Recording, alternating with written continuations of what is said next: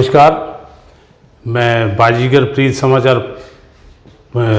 YouTube channel तो DC मिसाल एक बार फिर आप लोगों का स्वागत करता हूं। नमस्कार करता हूं कि आप लोगों का जो सहयोग, आप लोगों का जो मान सम्मान बाजीगर प्रीत समाचार चैनल को मिलता है, उसके हौसले के बदौलत ही हम आप तक अपने न्यूज़ जो अपने समाज की वो लेकर आते हैं। तो साथियों, मैं आज आपके सामने बाजीगर समाज की जो आजकल करंट में गतिविधियां चल रही हैं उनको लेके आया हूं, आपके साथ डिस्कस करने आए हैं। ये इसी को हम एक समाचार भी कह सकते हैं अपने समाज के, क्योंकि हम इसमें अपने समाज के अतिरिक्त और कुछ भी चीज़ नहीं लेते।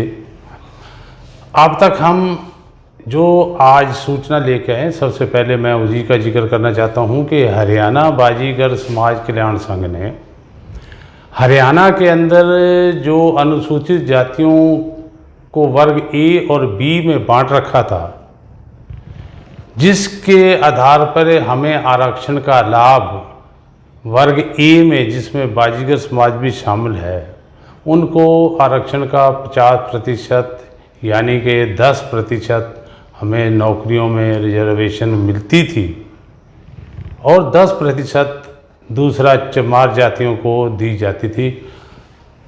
इसके फेवर में हम कह सकते हैं अपने वर्ग ए और बी के एक ही फेवर में 1994 में हमारे तत्कालीन मुख्यमंत्री श्री भजन लाल जी ने उन्होंने आरक्षण का प्रावधान किया था और उनको वर्ग 1 और वर्ग बी में बांटा, जिसमें हमारा वर्ग ए आता है, हम वर्ग ए में आते हैं। साथियों, 2096 से 97 तक काफ़ी इसका हमारे समाज को लाभ हुआ। बहुत से हमारे लोग नौकरियों में आए और इसी के अगेंस्ट 2004 में चमार सभा ने हरियाणा बाजीगर समाज कल्याण, जिसमें एक पार्टी था, उस पंजाब हरियाणा हाई कोर्ट में एक रिट फाइल कर दी, जिसके अंदर उन्होंने ये पॉइंट लिया कि हम आरक्षण को आगे वर्गीकरण नहीं कर सकते। तो साथियों, 2006 तक हम वहाँ केस लड़े। पहले हमें स्टे मिल गया था, आरक्षण कंटिन्यू था, लेकिन बाद में हम पंजाब हरियाणा हाई कोर्ट में, जिसमें हरियाणा बाजीगर समाज कल्याण संघ एक मेन पार्टी थी, वो केस हार गए। तो इसके बाद 2006 में हम इस केस को लेके सुप्रीम कोर्ट में चले गए थे। सुप्रीम कोर्ट में 2006 से हम हरियाणा बाजीगर समाज कल्याण संघ के नाम से केस जो था पैरवी कर रहे थे और अभी 27 अगस्त 2020 को लगभग 14 साल के बाद एक फैसला, जिसको हम अपने वर्ग ए के हक में कह सकते हैं, तो वो फैसला आया 5 जजों की संवैधानिक पीठ में। ये जजों ने निर्णय लिया कि जो राज्य सरकारें हैं वो अपने आरक्षण की जो कोटा है उसको आगे फर्दर वर्गीकरण कर सकता है, क्योंकि जिन अति पिछड़ों जातियों को इसका आरक्षण का लाभ नहीं मिल रहा, तो उनको ये लाभ दिया जा सके। तो ऐसी जजमेंट हमारी फेवर में आई है। लेकिन इसके साथ यह भी उन्होंने एक पॉइंट कहा कि क्योंकि इसमें कानूनी अड़चन है, कानूनी एक संवैधानिक पेच है, वो है कि हम ये जो चलैया वर्सेस यूनियन ऑफ इंडिया का जो केस था उसमें, और इसमें 5 जजों का फैसला था, लेकिन 7 जजों के फैसला में इसमें रेफ़र कर दिया गया है ये केस। ये अपनी रिकमेंडेशन भी दिए हैं, ये अपना फैसला भी दिया कि इनको वर्गीकरण किया जा सकता है। तो ये फैसला उन्होंने 7 जजों की संवैधानिक पीठ को रेफ़र कर दिया है। साथियों, हम जीत के बिल्कुल नज़दीक हैं। हमारा अब पहुंच जो है सिर्फ यही है कि सुप्रीम कोर्ट भी 7 जजों की पीठ भी इसके ऊपर हमारे हक में फैसला लेगा, ऐसा हमें पूरा विश्वास है। तो अब एक जो मुद्दा रह गया है कि वो ये है कि स्टेट गवर्नमेंट जितनी भी होती हैं, चाहे वो पंजाब है चाहे हरियाणा है, जो भी है, अगर किसी जाति को किसी वर्ग विशेष को जो अनुसूचित जातियों के अंदर हैं, अगर उनको लाभ नहीं मिला तो उसके लिए वर्गीकरण किया जा सकता है। तो अगर हमारा समाज फिर ऐसा ही एकजुट होकर हाई कोर्ट में हम पहल करें, फिर रिट डालें, जो कि एक और रिट उन्होंने डाल रखी, उसकी कार्रवाई में भी हमने हिस्सा लिया है कि उसके भी हमें हमारी फेवर में आए। तो अगर हरियाणा सरकार के ऊपर हमारा सारा समाज, जिसमें वाल्मीकि भी है, धानक भी हैं, और भी सभी जातियां मिलके अगर सरकार के ऊपर दबाव बनाएं तो हमारे को ये अनुसूचित जाति वर्ग ए को 50% लाभ मिल सकता है। अब सारा जितना भी बोझ है वो राज्य सरकारों के ऊपर ही है। वो चाहें तो इन 5 जजों के फैसला को लेके हम इसको निपटा सकते हैं। तो ये थी साथियों हमारे हरियाणा बाजीगर समाज की गतिविधियां, जो हम सुप्रीम कोर्ट में 14 साल के बाद एक हमने रास्ता बनाया है अपने आरक्षण के लिए, अपने भविष्य में बच्चों के लिए। एक और मुद्दा जो आजकल हरियाणा बाजीगर समाज कल्याण संघ ने अपने हाथ में लिया वो ये है कि हरियाणा सरकार ने एक एक्ट बनाया था जिसके अंदर वंचित जातियों को, जो जिनके बच्चे शिक्षण संस्थाओं में एडमिशन नहीं मिलते थे, उनको आरक्षण का लाभ देने के लिए वंचित जातियों के बच्चों को 50% आरक्षण देने का प्रावधान किया है। ये मार्च 2020 का फैसला था, लेकिन हरियाणा में चमार महासभा ने इसके विरुद्ध फिर हाई कोर्ट में केस डाल दिया है। अभी 4 अगस्त को ये केस फिर पोस्टपोन हो गया था। हमारे हरियाणा बाजीगर समाज कल्याण संघ ने आप लोगों को सहयोग से इस केस में भी पैरवी करने का निश्चय लिया है और अगली जो तारीख है इसकी 29 सितंबर है।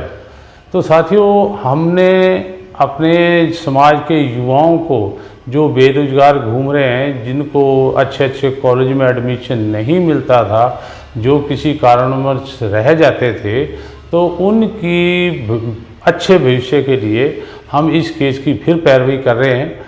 हमने अपना एडवोकेट हायर कर लिया है।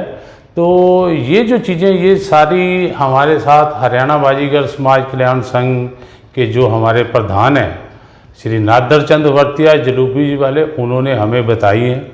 उन्होंने कहा है कि हमें पूरी आशा है और हमारा ये दबाव भी रहेगा वर्तमान हरियाणा सरकार पर कि हमें अनुसूचित जातियों के अंदर जो वंचित जातियों, जो हमारे बच्चों के साथ डायरेक्ट रिलेट करती हैं, उसका लाभ हमारे विद्यार्थियों को मिले। तो साथियों, ये तो थी हमारे हरियाणा में हरियाणा बाजीगर समाज कल्याण संघ अपने बाजीगर समाज के लिए क्या किया जा रहा है, जो गतिविधि, उसके बारे में हमने आपको बताया। अब हम आपको एक ऐसे मुद्दे के ऊपर ले चलते हैं जो कि बाजीगर समाज का ही है और जिसकी आजकल चर्चा है। चर्चा ये है कि हरिद्वार के अंदर हमारा जो गोपाल मंदिर है, जिसमें खड़ी पंजाब, रावी, माझा, तप्पा सभी वर्गों का एक इकट्ठा मंदिर है, उसके विवाद को लेकर एक 13 सितंबर को दिन इतवार को एक मीटिंग बुलाई जा रही है।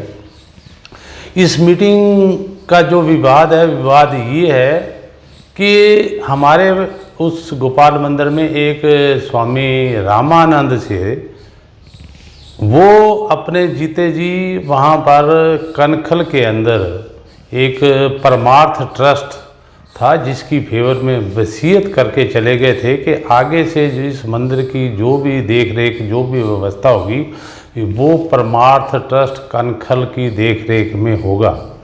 तो साथियों, जैसे ही उसकी मृत्यु हुई तो उनके लड़के गुरमीत गिरी जो नाभा से हैं, उन्होंने एक केयर टेकर का सर्टिफिकेट परमार्थ ट्रस्ट से लेकर वहाँ पर अपनी दावेदारी बताई और उन्होंने कहा कि मैं परमार्थ ट्रस्ट द्वारा एज ए केयर टेकर इसमें अपॉइंट हूँ और मैं ही इसकी देखभाल करूँगा। तो इस बात को समाज को जब पता लगा कि ये जो ट्रस्ट एक बना दी गई है ये गलत इलीगल थी और उसके बेस पे जिस पे ये दावा कर रहे हैं अपने गुरमीत गिरी, तो ये गलत है, तो उन्होंने एक 14 सदस्यीय कमेटी बनाई ताकि इस विवाद को ख़त्म कर दिया जाए। लेकिन गुरमीत गिर ने इसी मंदिर के जो कमेटी थी उनके ऊपर आपस में उन्होंने केस कर दिया और आज कई साल हो गए, 10-15 साल से लाखों रुपए समाज का कोर्ट कचहरियों में खर्च किया जा रहा है। खर्च इतना हो गया है वहाँ पर कि जिन लोगों ने जो कमेटी में थे उन्होंने भी वो ग्राही जो हमें फील्ड से उस हरिद्वार मंदिर के लिए आती थी, कम से कम 3-4 साल से वो रुक गई है। लोगों के पास वो उगराही पड़ी हुई है, लेकिन मंदिर पे क्योंकि ये विवाद है और इसलिए वो उगराही नहीं पहुंच पाई। कुछ लोगों का तो ये भी कहना है कि लोगों ने अपने अपने लेवल पे पर्चियाँ छपवा के गोपाल मंदिर की एक कलेक्शन की जा रही है जिसका अभी तक हिसाब किताब भी नहीं है।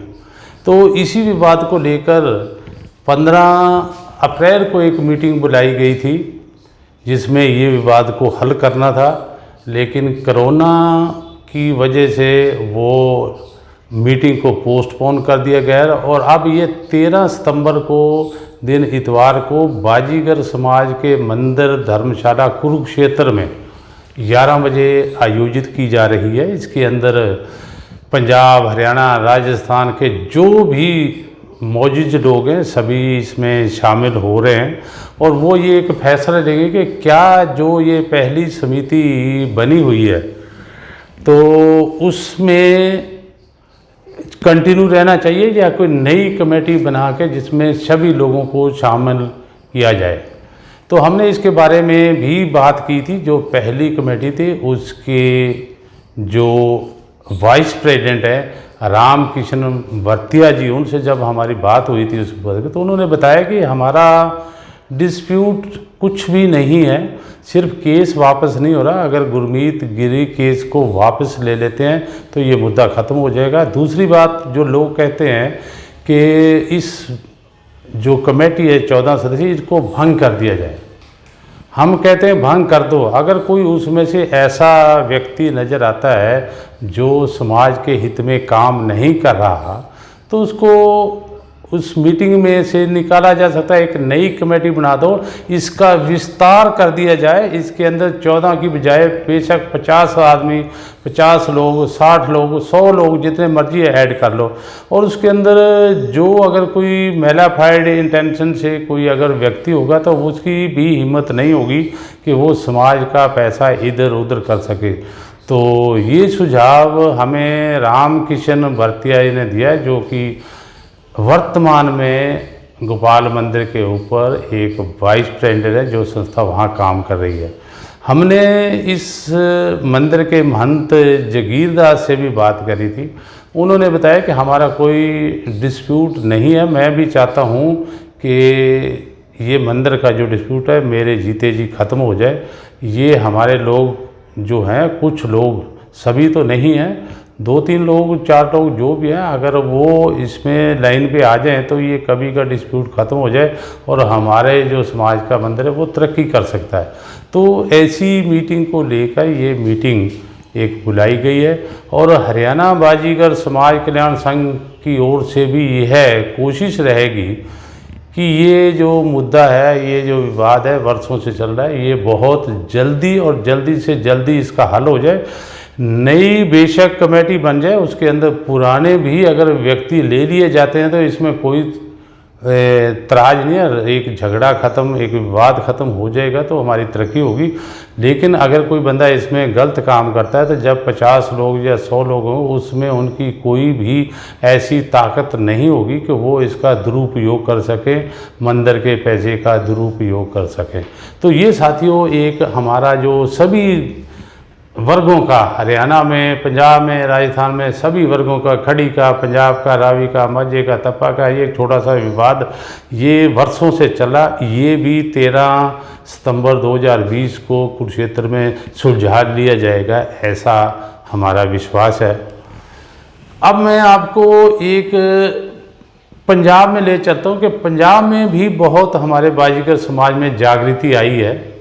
अभी हाल ही के दिनों में फतेहगढ़ साहब के अंदर हमारे जो दो सामाजिक संगठन थे, बाजीगर सेवा दल और बाजीगर फ्रंट, ये दो फ्रंट थे, इन्होंने इकट्ठे मिलकर एक मीटिंग बुलाई है और इन्होंने एक मीटिंग के अंदर ये किया कि हम दोनों एक हो जाते हैं और आगे से अपने हकों को लिए लड़ने के लिए ये दोनों फ्रंट मिलकर काम करें।